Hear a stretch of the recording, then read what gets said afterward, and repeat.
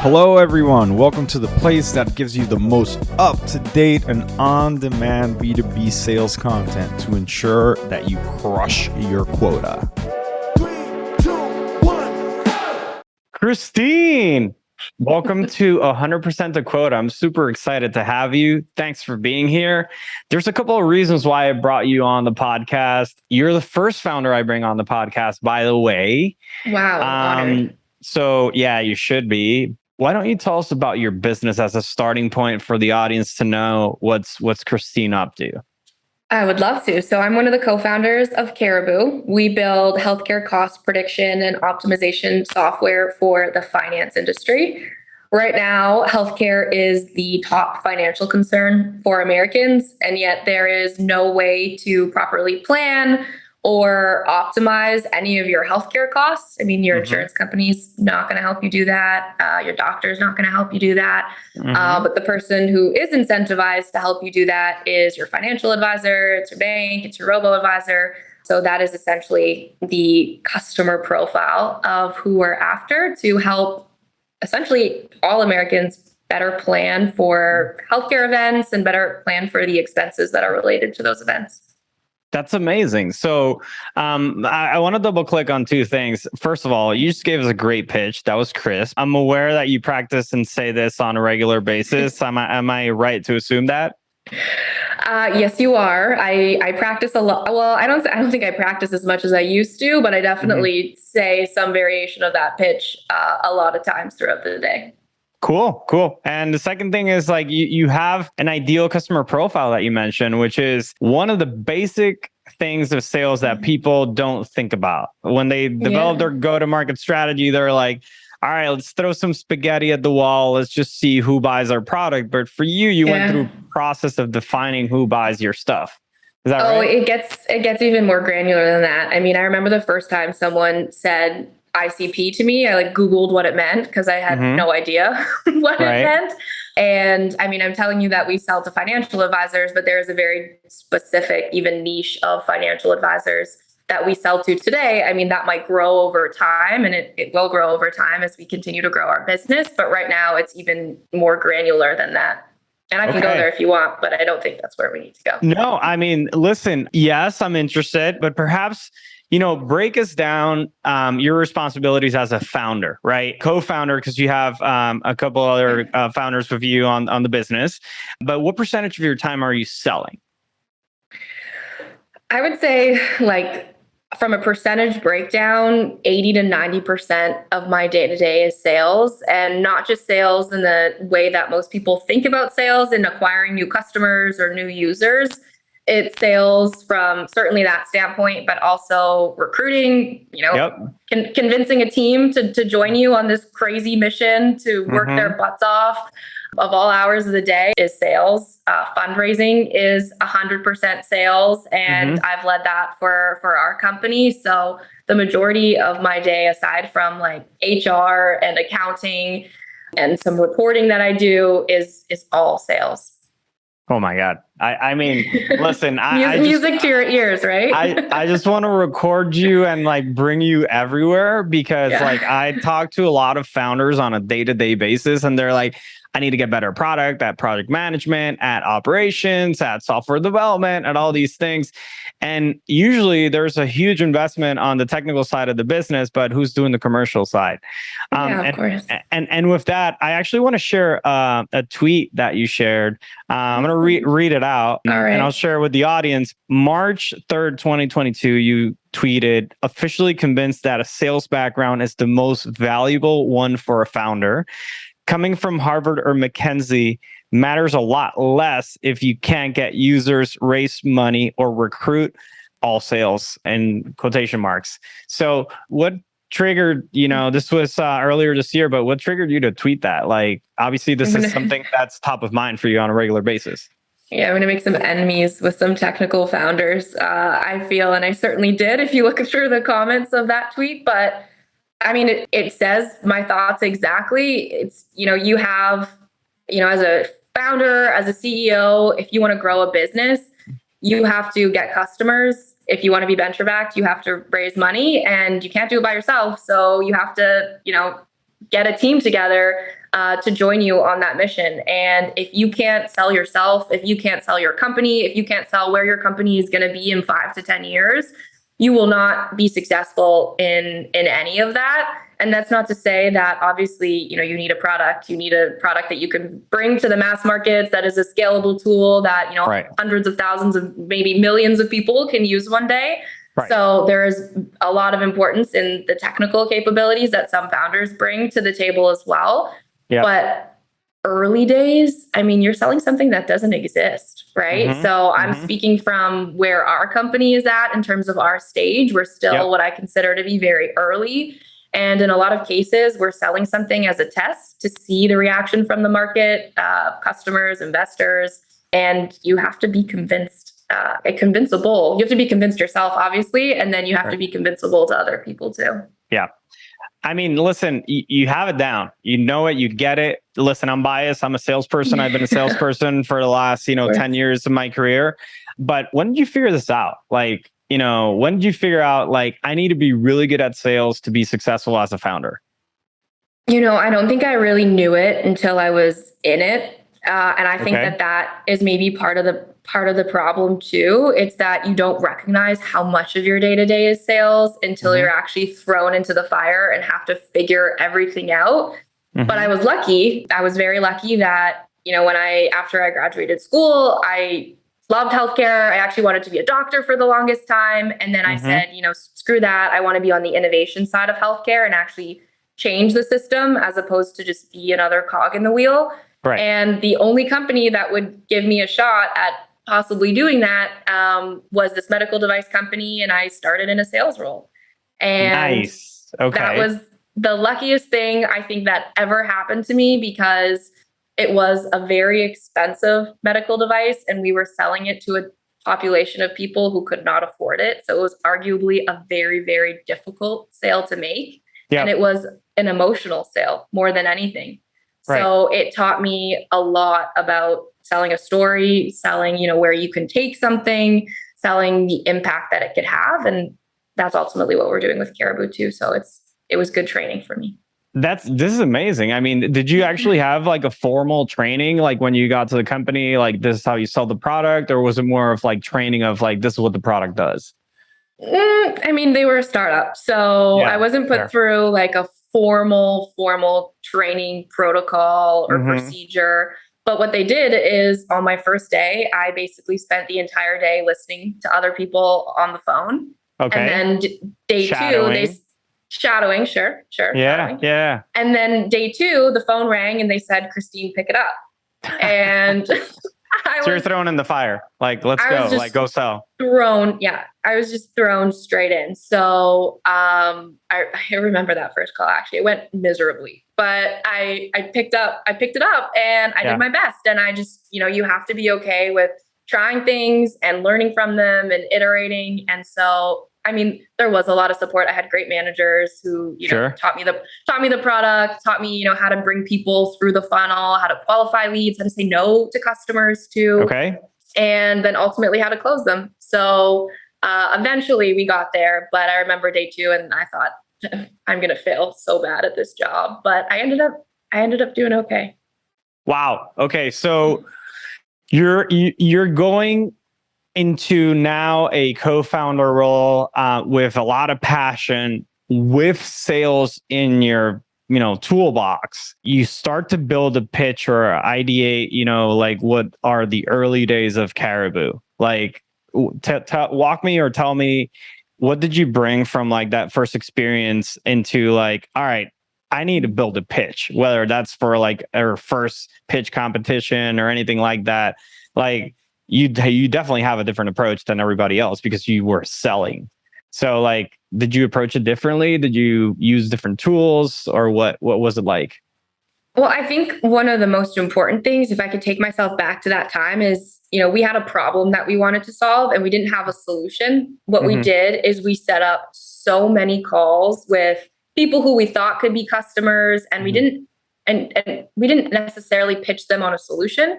but we ask them questions to better understand their problem. And I think that that is one of the most important things about sales, is that they were almost crafting the solution for us. And we still do that today, even though we have a solution, we have a product. We're having them think that they are the ones coming to us with their ideal solution, and that they're impacting and they're essentially convincing themselves throughout the conversation that they need us. And we've really been doing that since day one, because we're so passionate about the problem and not necessarily the solution. And we're very iterative in our solution as well. And so I think that was, if I could take myself back 2 years ago now, we just talked to people who could have been prospective customers, and we ensured that there was a business model behind it. Because I think that's where sometimes some founders who have more technical backgrounds get lost, is there could be this cool, product or this super cool thing that does something that is interesting, but is someone going to pay you for it? I sometimes no. So yeah. So I mean, listen, if I were to say this in a sales lingo way, you were doing sort of like your market research. You were doing a lot of discovery, right? And discovery, for those in the audience that underutilize it or misuse it, it's not about an interrogation. It's more about like understanding like people's pains and like asking them probing questions that can uncover potential problem. And when they realize they have the problem, that's when you come in and say like, well, I got the solution for you. Right. Yeah. And then of course you have the part where you're probably asking for feedback, and feedback is a great way to sell because everyone loves to give feedback. Everyone loves to give their opinion, like in this day and age, and always. So like, I'm sure that worked well for you guys. Christine, how was that different in terms of your approach than when you went to fundraise? Now you have the data, you talked about ideal customer profile at one point through our conversation. So walk me through that process, because there's a lot of similarities with sales and I want to hear your perspective on it. From a fundraising perspective, it can be very similar, but it becomes more of a pitch in that type of context. So, and that varies as your company evolves and matures too. Early on, you're pitching yourself. Everything I just told you about my background probably led you to believe that I'm the right founder to build a business like this, right? So that's what you're pitching more than anything. But you're still walking investors through a story, and your company is a story to your customers too, where you're going to take your product. It all applies. So you might not ask.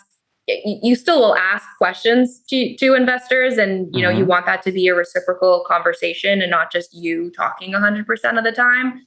But they want to see that you've identified that ideal customer profile. For us, that's the financial advisor sitting in financial services. They want to see that you've de-risked certain learnings around the product and what you can build over time. They want to see that you as a founder can sell it and convince people to work with you and be on this crazy roller coaster with you to build this company. So you're still selling, you're just selling different data points, and you're bringing the investor through that same story of buying in to your vision along the way, the same way that you would with customers. Right. And obviously you can close, right? Which is like putting the bow, around the box, or however we can say it. But you at some point also like probably define a list of investors that were in healthcare or that invested in the space. And that sort of becomes your like lead generation for building your top of the funnel, right? Which is like, the same way you guys are doing it today. This is not the first time you're doing this now then. Like you already went through that process by identifying who's my ideal investor, who do I want on my cap table, because these guys are in healthcare, care about what we're building. But then now you go and repeat that a second time and say like, now I know who my real ideal customer profile who's going to give me the money is. So then I'm going to like reach out to these guys and then I'm going to like pitch them. Exactly. So tell me, like, do you do anything differently, like when you're pitching, your actual potential buyers, in terms of like your discovery, or perhaps like you take the same approach of understanding their problems, like because you can close from the success of your business, right? But like, how is that different? With customers, it really depends on who your customer is. So for us, working in financial services and also being, a healthcare product, they expect a certain level of professionalism. They expect a certain level of, security. And so that all needs to get across. And so we have a very, diligent playbook that we've created that essentially reveals different aspects of our business at different points on purpose. Our industry, though, is still very relationship driven. So we start with the discovery call, and we're basically just having a very casual conversation related to our customer, their practice, the experience that they want to be able to deliver to their clients. And we don't even really talk about our product at all. We don't talk about what we do. We're just understanding their customer profile and what their optimal outcome is from an experience standpoint. Then when we start to get into more of a demo, and we're talking about what the process looks like, what the implementation looks like, that's where you can tell in their mental, checkbox list, they're going through, what are the security requirements that this, this company has, what is this going to look like from an implementation standpoint. So we've really kind of nailed that and figured it out and have been able to, bring, customers through to close. And we're working with, dozens of firms across the country and support, thousands of clients now at this point. So we've been around the block, but we're still learning because we have an ICP, we have an ideal customer profile now, but that's changing. It's growing. We're going more enterprise. We're also possibly shifting into consumer in the future. So we'll continue to evolve. We'll have a different set of playbooks too, I'm sure. And so each of those calls you need to take as a learning opportunity to make adjustments because you're learning from the market in all of those interactions too. Awesome. So tell me something. You talk about playbooks, and playbooks is something that, people talk about because who builds them? As a founder or co-founder, sorry, I keep calling you founder. I know you have other people on the team, which I respect. There's a lot of stuff that you have to do. Who builds these playbooks? Like, is it you? Because it's different based on the different personas. If you start going up market, then you have like a different pitch, like a different objection handling, different everything. So is it you building like these playbooks as you sell? For us, it has been us. This is maybe very grim, but at Caribou, we have a hit by the bus theory. So if I were to get hit by a bus tomorrow, could somebody pick up my work? Or is it all just in my head? Does only Christine know the process? Can no one else do my job? And if you operate in that way, unfortunately, you're going to be unsuccessful, I think. You have to operate in a way where everybody's replaceable, even your founders are. And although it can seem tedious to document things, to write stuff down, because it might change as early as tomorrow, it's really, really important to do that because otherwise, A, you're not held accountable to certain metrics or certain standards, and B, you have no basis for comparison. Like looking at our playbook 6 months ago versus now, we've learned so much, and being able to quantify that and learn from it, I think is so important so that we don't, for some reason, go back to history, right? Like if we don't actually realize that learning, then we risk possibly going back to it. So we've written the sales playbook. We recognize it might change. It has certainly changed over time. Like our pricing has changed, our sales funnel process of discovery to demo to proof of concept to close has changed. But right now it's pretty clear and it's pretty crisp and it's working, but we're also fully understanding of the fact that it will change in the future. And we're happy to do that. Yeah. No, and I think that, I don't know if you've realized this, but you're solving for a lot of like problems in the future, right? When most companies that we work with through our consulting business go from founder-led sales, which is exactly what you're doing, to hiring their first salesperson, there is no playbook, right? So it's like, welcome to, X whatever company. What are we going to do the first week? Cool. All right. So you're going to listen to every single one of my calls and you're going to like transcribe them and you're going to try to figure out how to put together a playbook. And you may or may not be in sales. You may or may not have the same passion that I have for the product. And you may or may not have listened to all the objections. And I'm a busy founder. So like now, you just have to figure it out. Sounds like my worst nightmare. Your story is very different. And seriously, like you guys are I like that, obviously like the passion for sales and all the things that you're doing, but you're ahead of the game already, because most companies that end up hiring that first sales hire have a hard time for exactly what you guys are solving for, which is entirely amazing. Well, to be determined. I won't take credit for anything until we hire an amazing sales team and they get onboarded super smoothly, but that's the hope. Right. That's totally fair. Let me ask you something that's a little bit different. You didn't take lessons in school about sales, yet you walked into a job that, gave you all the sales training. And obviously, you may or may not have some sports in your background, so you're competitive. Or I get the sense that you're competitive. Would you invest in getting better at sales? Like, is this something that you would say, I need to go up market. I need to have certain structures, processes, etc. Like, is that something that you would say, like, this is an investment that's worthwhile for either you or your employees? 120%. I am not the type of person who's going to pretend that I can teach myself everything. I mean, I probably could eventually, but do I have time to do that? I'd rather optimize for other things, right? So I'd rather learn from other people's mistakes, other people's expertise. 100%. I think that it would have saved us a lot of time if I had, more formalized sales training, but it's gotten us to where we are now. But I recognize that what we'll need to do in the future is very different than what we have now as we start to go more enterprise, for example. I've never done that before.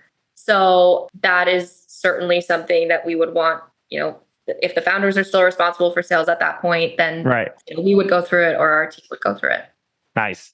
I'm going to ask you one last question, unless you want to share anything else. But is there any advice that you would give to any founder that's maybe a year or two behind where you guys are, to get better about sales, to invest in, sales lessons or any type of feedback to get them to where you guys are today?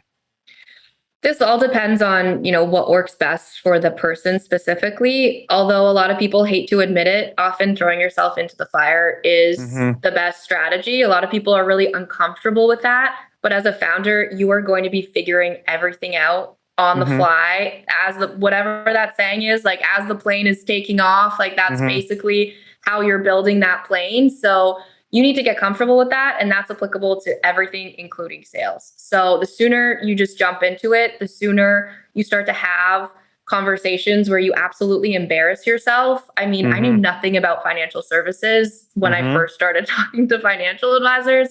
And I would be Googling terms like while I was on the phone with them.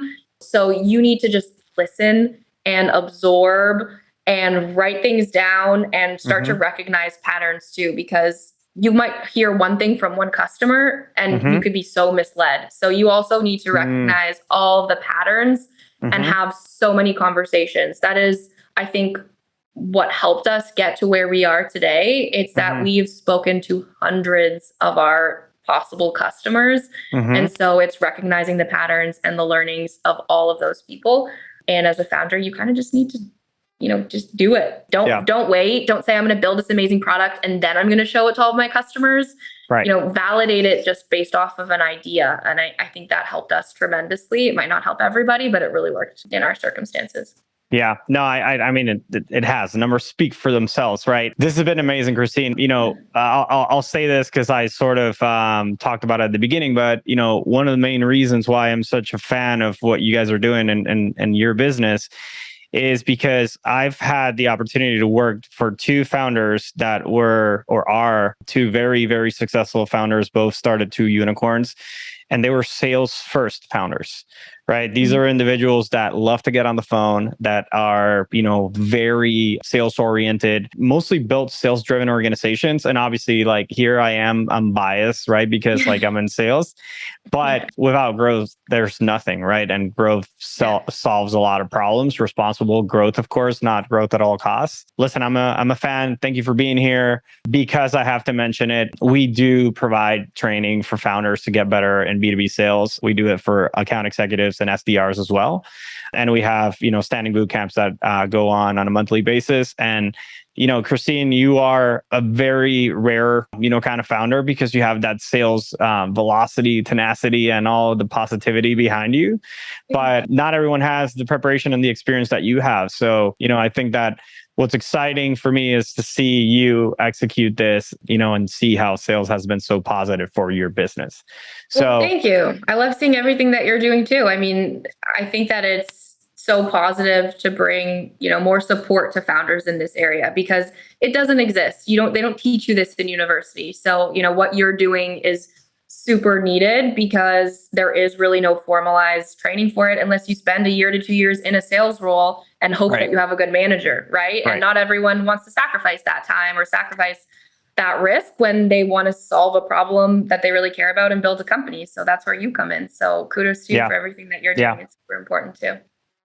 Thank you, Christine. It's been amazing. For everyone, check us out, Cuota.io. We got a boot camp coming up in September. So I'll see you all in class. And Christine, keep up the good work. Where can we find you? Are you active on Twitter or LinkedIn, or where can people? Twitter. Yeah, Twitter or LinkedIn. Twitter at Chris_Simone. So that's probably the best place. Or you can add me on LinkedIn. Full name, Christine Simone. Awesome. Christine, thanks again. I've said it 5 times. I'll let you go this time around. I know you got a lot of selling to do, but thanks to everyone for listening. I've got some HubSpot notes to put in after this. So yeah, definitely. That's amazing. Christine, thanks again, and happy selling. Go close them. Thanks, Abby. See you later. Bye. 3, 2, 1. I hope you enjoyed it. As always, we look forward to continuing to give you the best resources and the best tools to get to 100% of quota. The top of the leaderboard is waiting for you. See you next time.